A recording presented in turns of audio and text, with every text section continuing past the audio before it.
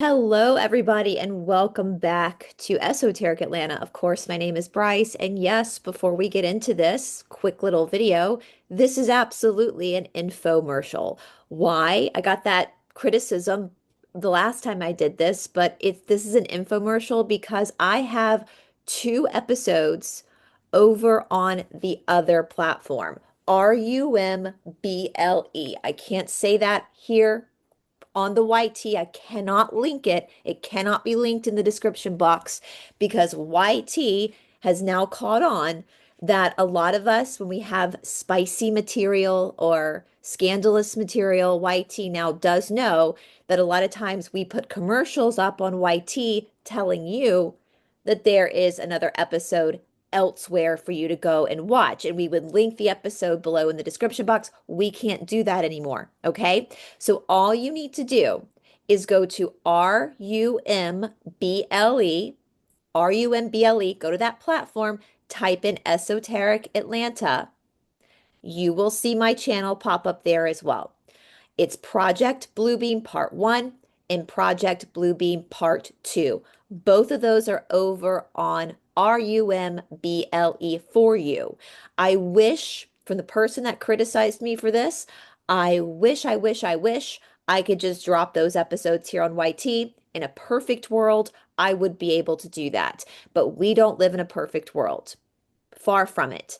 And these two episodes deal with topics that could potentially get my channel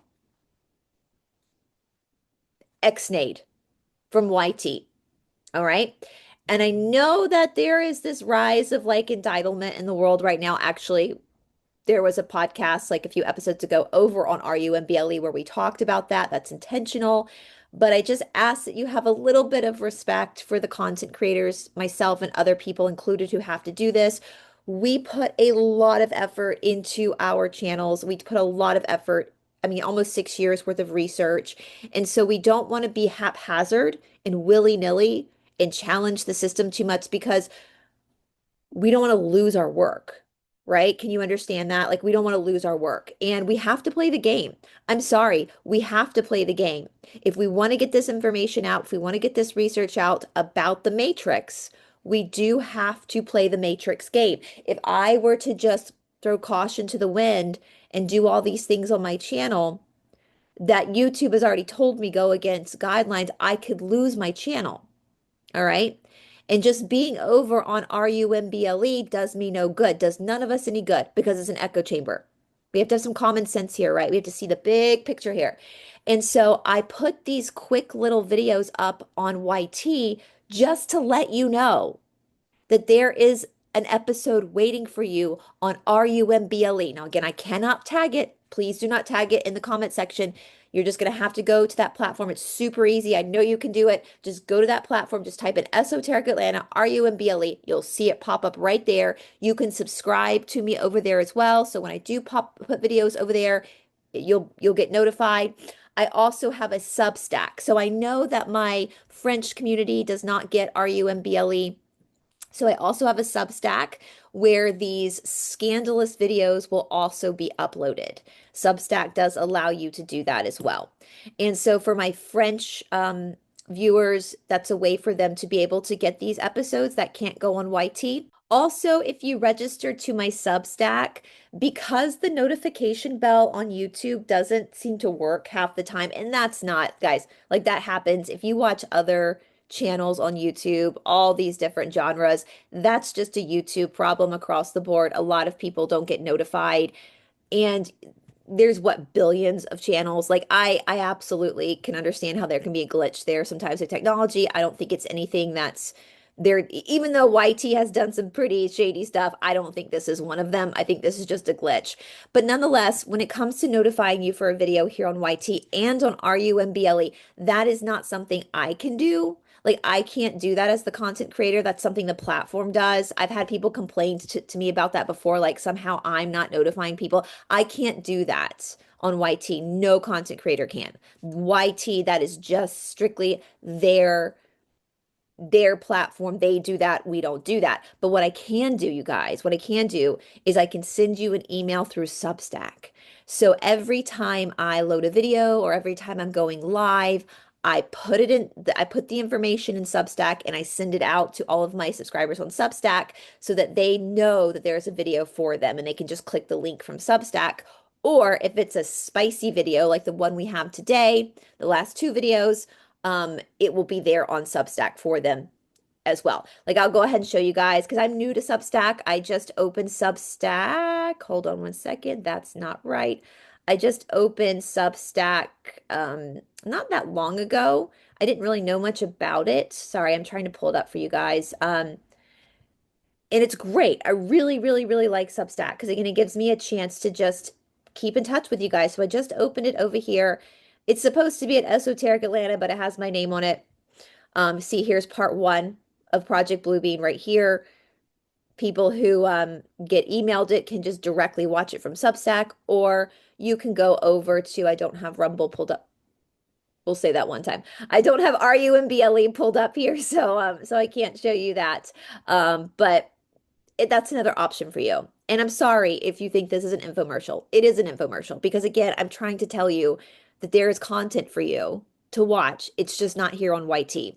So to the person who complains about that, you're welcome. You're welcome from telling you that it's over there. Please, like it makes me, it breaks my heart. And I see this across the board. I know most people, like I'm preaching to the choir, most people are really cool and they get it.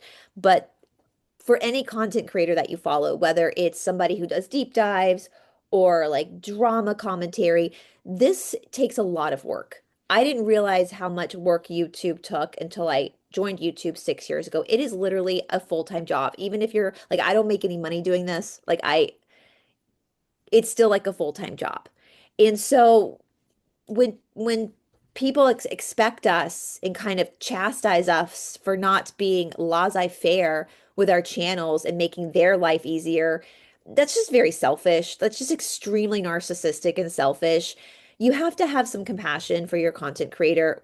Not just me, I'm talking about all content creators because they have put a lot of work in behind the scenes to be able to create this content for you. And it's free for you, right? It's free all these platforms, it's free. And so I just would ask, like, if you are somebody who doesn't quite understand why we have to put certain content elsewhere, I'm glad you're not at a place where you don't understand that. Like, that means you're still kind of innocent to the way the world works. There's a lot of politics here on YT, and censorship is a real thing. Like, it's a real thing.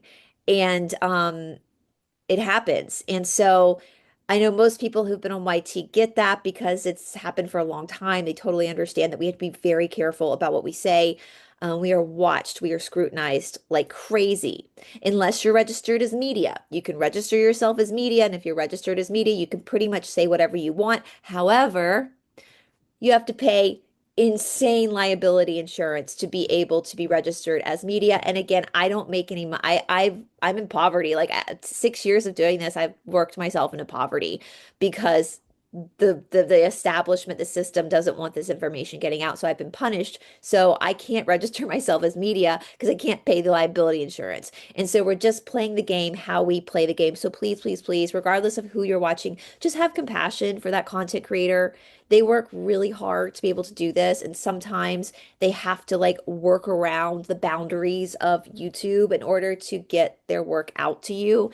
And so, if they do little videos like mine telling you where to go look for a video, don't chastise them in the comment section. Thank them in the comment section for at least letting you know that they do have content that they've worked on elsewhere because it cannot be on YT. It just can't.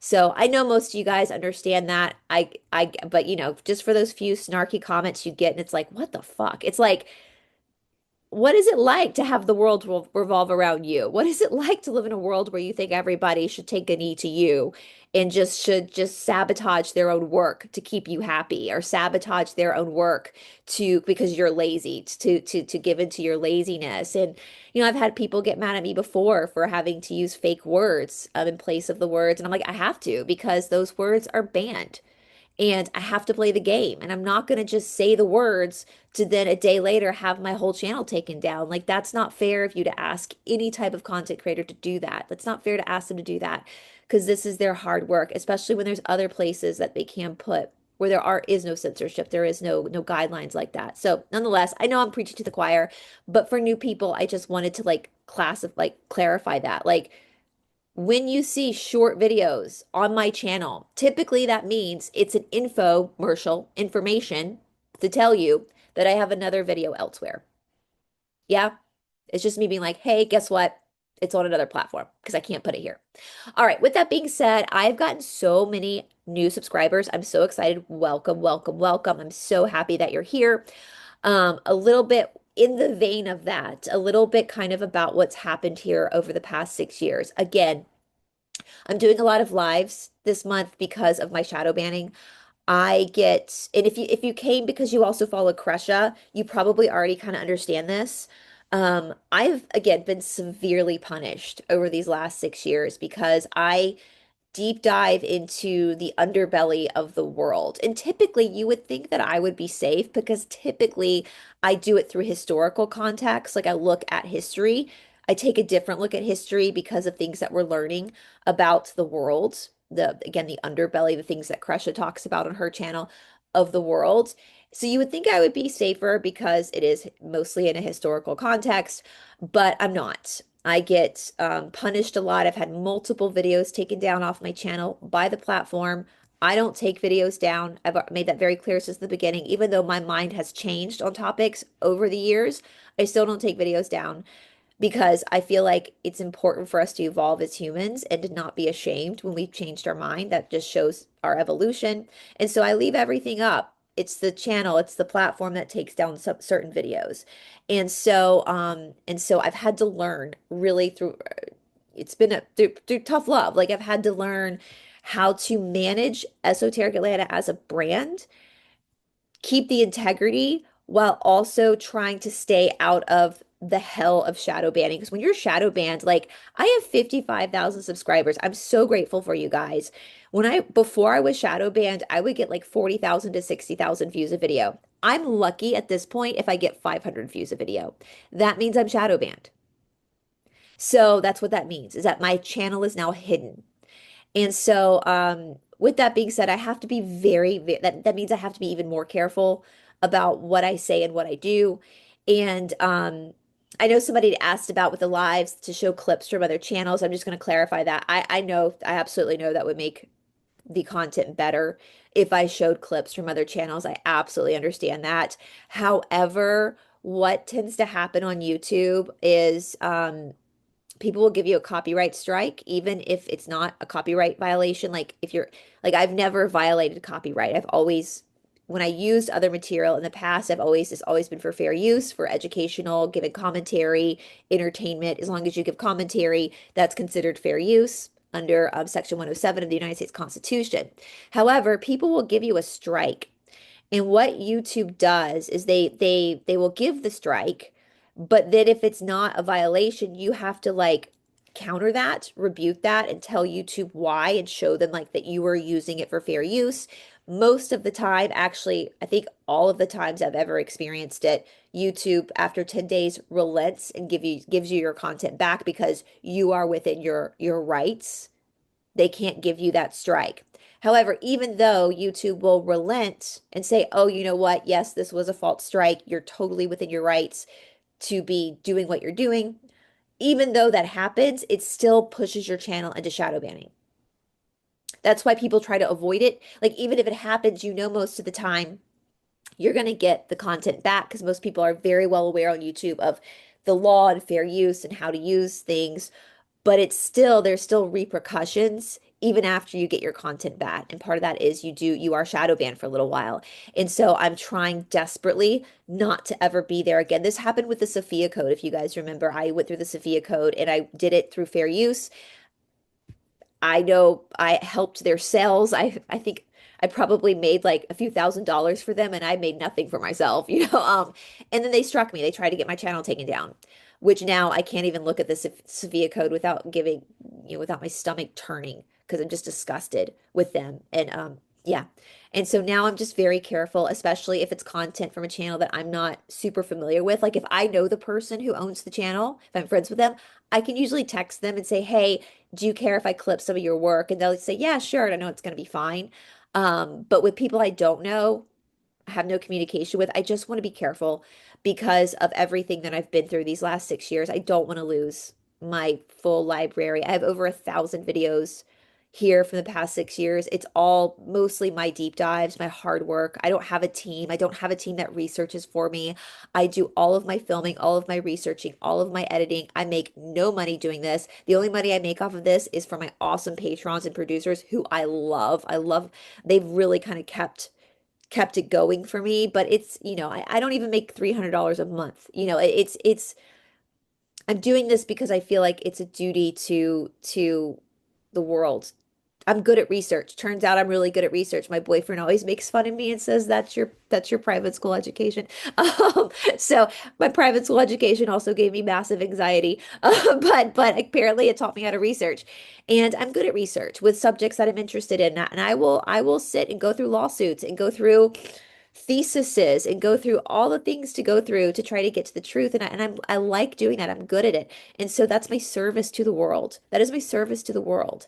And so I hope you guys can understand why I want to be a little bit more careful so that I don't lose all that hard work. I don't have that just taken from me.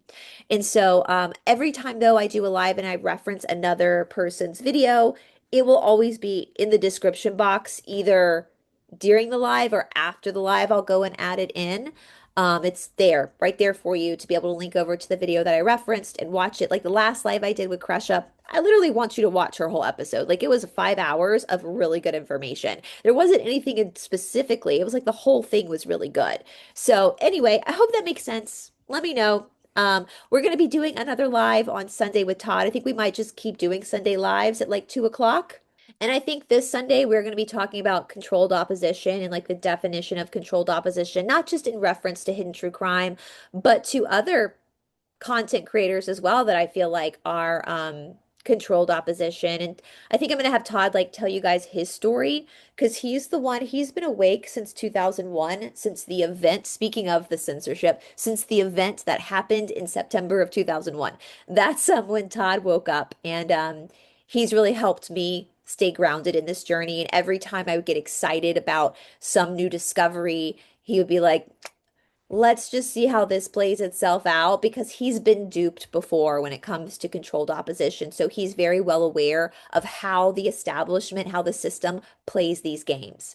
And he's the person that taught me about junk conspiracy. And so he's going to be coming on this Sunday. I think that's what we're going to talk about. So if you want to join us Sunday at 2 o'clock for that live, if you have any questions for him, and we can also go off topic too. It's a live. So if there's other questions in the comment section or the chat that you want him to answer or me to answer, we can do that as well. So I hope that makes sense, you guys. Once again, join me on Substack or over on RUMBLE. I hope you guys enjoy the latest two podcasts, Project Bluebeam Part 1 and Project Bluebeam Part 2, all based off of Sergey Monast's work. It's incredible. And so I'm super excited to be doing this with you guys, and I hope you enjoy. And I will talk to you soon. Bye, everybody.